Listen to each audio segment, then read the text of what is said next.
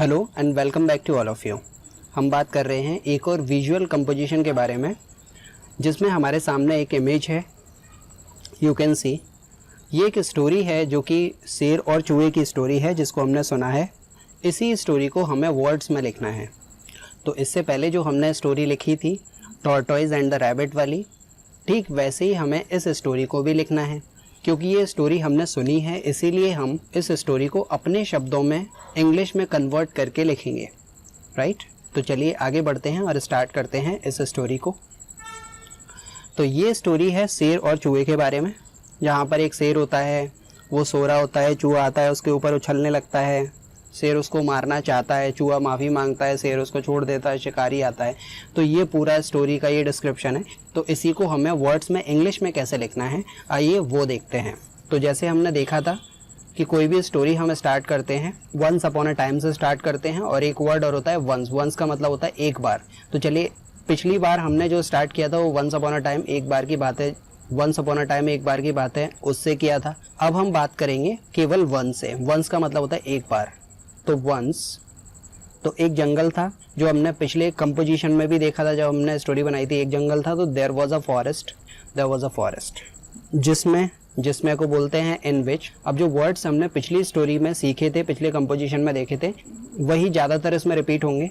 इन विच का मतलब होता है जिसमें।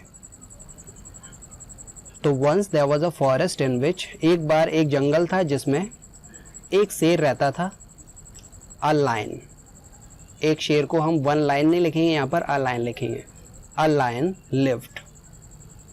हमें क्या देखना है, पहले देखना है सेंटेंस में सब्जेक्ट क्या है, और उसके बाद में ये देखना है कि सब्जेक्ट काम क्या कर रहा है। तो सब्जेक्ट हो गया हमारा लाइन, और रहता था, तो ये हो गया वर्ब। तो अ लाइन लिव्ड, एक दिन। तो एक दिन के लिए हम, वंस का मतलब होता है एक बार, और एक दिन को हम लिखेंगे वन डे। वन डे शेर सो रहा था, तो लाइन वॉज स्लीपिंग, सो रहा था। देखिए पास्ट में जब काम हो रहा था तो उसके लिए हम वॉज वर्ब का यूज़ करते हैं। स्लीपिंग, स्लीप का मतलब होता है सोना। Sleeping, line was sleeping.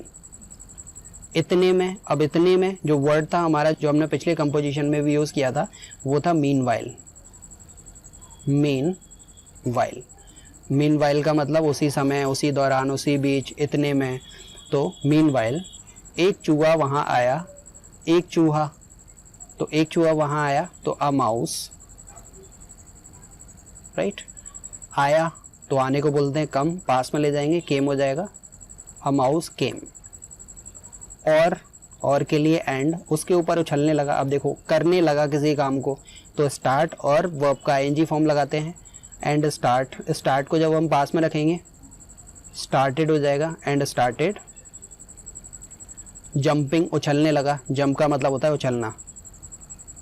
And started jumping. अब किसके ऊपर उछलने लगा, शेर के ऊपर उछलने लगा। उसके लिए हम लगाते हैं अपॉन, जो हमने प्रपोजिशन में डिस्कस किया था कि किसी सरफेस के ऊपर कोई चीज़ मोशन में होती है तो उसके लिए हम अपॉन का यूज़ करते हैं।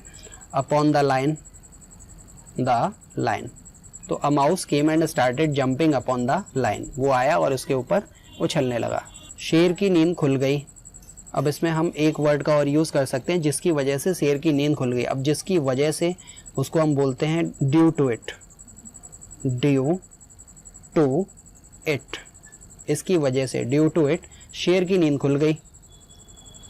तो लाइन उठ गया, मतलब उसकी नींद खुल गई, और या फिर कहें वो उठ गया, तो उठने को बोलता है वेकअप। तो वेकअप का सेकेंड फॉर्म हो जाएगा वोकअप। तो लाइन वोकअप, और उसने चूहे को पकड़ लिया। And caught. अब देखिए, लाइन लगाने की हमें दोबारा से ज़रूरत नहीं है, क्योंकि हम एक बार लाइन लगा चुके हैं। यहाँ पर सीधा वर्ब ही लगा देना है। दो वर्ब को जोड़ने के लिए हम एंड का यूज़ कर सकते हैं। तो वोकअप एंड कैच। कैच का मतलब होता है पकड़ना, सेकेंड फॉर्म लगाएंगे इसमें, तो ये हो जाएगा कैच का कॉट। एंड कॉट द, किसको, माउस। तो शेर की नींद खुल गई और उसने चूहे को पकड़ लिया। शेर उसे मारने ही वाला था। अब किसी भी काम को करने ही वाले हैं, कोई भी काम होने ही वाला है। पॉसिबिलिटीज़ की जब हम बात करते हैं तो एक वर्ड आता है अबाउट टू। तो शेर उसे मारने ही वाला था, तो lion was about to kill the mouse. तो ये सेंटेंस हम ऐसे बनाएंगे लेकिन अब ये आपको डिफिकल्ट लग रहा है तो हम सिंपल इसके लिए वॉज वर्ड का भी यूज कर सकते हैं। तो शेर उसे मार रहा था, तो lion was killing, lion was killing it. लायन उसे मार रहा था, शेर उसे मार रहा था।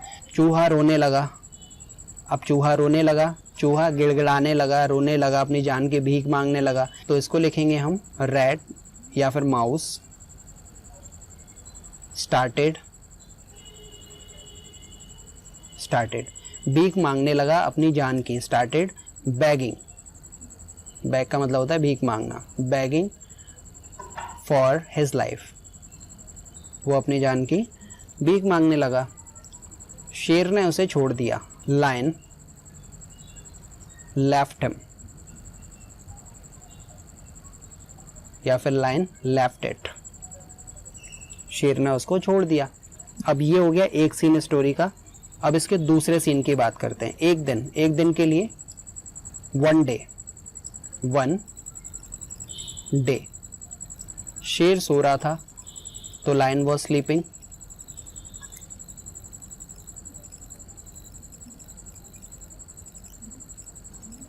Right, lion was sleeping. तभी इतने में ही, तो तभी इतने में देखिए एक वर्ड लगाया हमने ऊपर मीनवाइल, तो यहां पर भी लगा देना है मीनवाइल।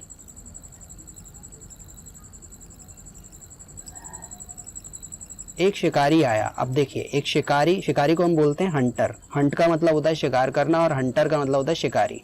तो एक शिकारी आया, अ हंटर केम, एक शिकारी आया और शेर को जाल में फांस लिया। एंड अब जाल में फांसने को हम बोलते हैं ट्रैप। तो ट्रैप में जब हम ईडी लगाएंगे पास्ट में सेकेंड फॉर्म के लिए, तो ट्रैप्ड हो जाएगा। एंड ट्रैप्ड किसको, इट। अब ट्रैप्ड द लाइन भी कर सकते हैं या फिर एंड ट्रैप्ड इट भी कर सकते हैं। इट यहाँ पर रिप्रेजेंट कर रहा है किसको फांसा, शेर को फांसा, तो इट आ रहा है यहाँ पर शेर की जगह, राइट। तो एंड ट्रैप्ड इट। आगे बढ़ते हैं। जैसे ही शेर की नींद खुली। अब जैसे ही के लिए वर्ड होता है एज सुन एज का मतलब जैसे ही। एज सुन एज शेर की नींद खुली मतलब शेर उठा। लायन वोकअप, वेकअप को पास में ले जाएंगे तो वोकअप हो जाएगा। As soon as lion woke up, उसने अपने आप को जाल में फंसा पाया। इट फेल्ट या फिर इट फाउंड। फाइंड का मतलब ढूंढना भी होता है, फाइंड का मतलब अपने आप को किसी अवस्था में पाना भी होता है। तो फाइंड का सेकेंड फॉर्म लगा देंगे यहाँ पर, फाइंड का सेकेंड फॉर्म फाउंड कर देंगे। इट फाउंड खुद को, इट सेल्फ, रिफ्लेक्सिव प्रोनाउन का यूज होगा यहाँ पर। तो इट फाउंड इट सेल्फ कहाँ पर, जाल के अंदर, इन द ट्रैप, उसने अपने आप को जाल के अंदर फंसा पाया। तो it found it self in the trap. वो जोर जोर से गुर्राने लगा। अब देखिए वो जोर जोर से गुर्राने लगा, तो इट गुर्राने को बोलते हैं, लायन जब दहाड़ता है एक्चुअली तो उसको बोलते हैं रोर। इसमें ईडी लगा दो।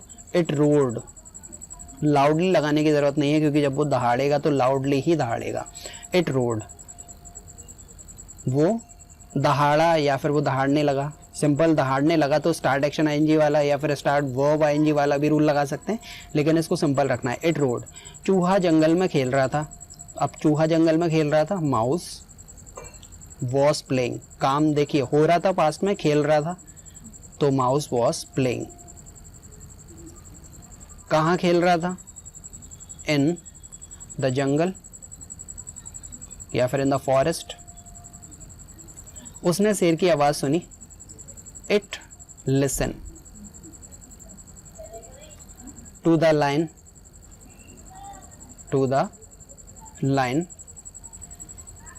और वो शेर की ओर भागा।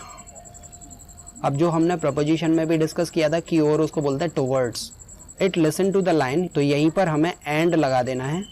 एंड रन का मतलब होता है भागना, तो सेकेंड फॉर्म लगा देंगे रन की ओर, टुवर्ड्स। रैन टुवर्ड्स किसकी ओर, the line. Ran towards the line, शेर की ओर भागा।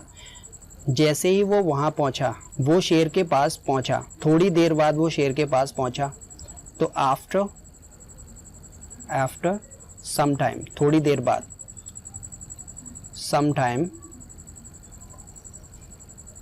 वो वहाँ पहुँचा, तो इट रीच्ड, रीच का मतलब होता है पहुँचना, इसमें एडी लगा देंगे, इट रीच्ड देयर, वो वहाँ पहुँचा।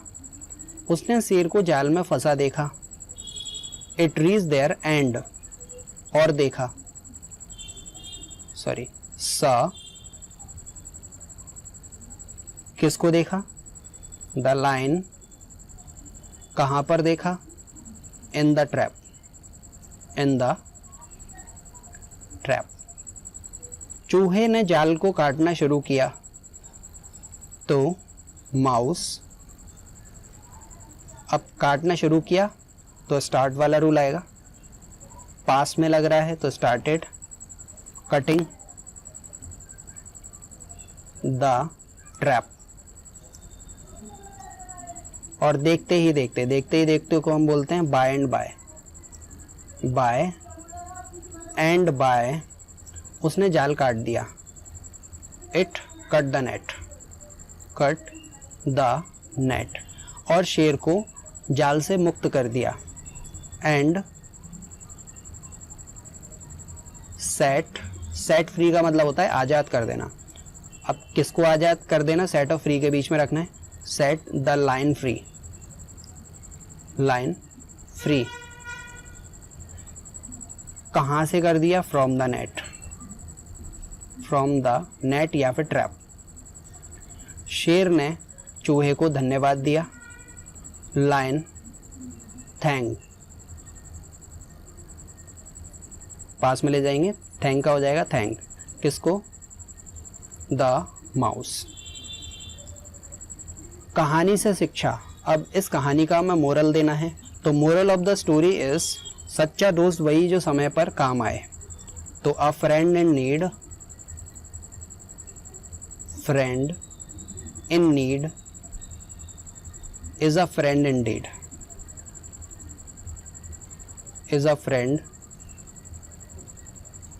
Indeed, right. सच्चा दोस्त वही जो समय पर काम आए।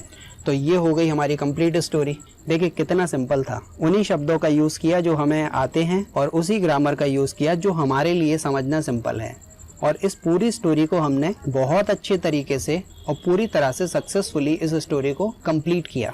So this is the end of this story. I'll be right back soon. Till then, very goodbye to all of you. Bye bye.